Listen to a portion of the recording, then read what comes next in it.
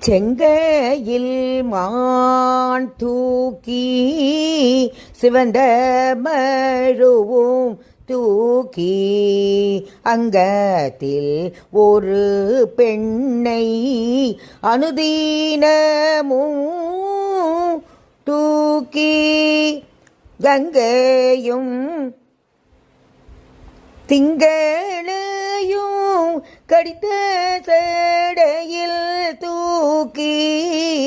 கங்கையும் திங்களையும் கடித்த சடையில் தூக்கி ஏங்கும் அங்குமாய் தேடி இருவர் கண்டறியாத காலை தூக்கி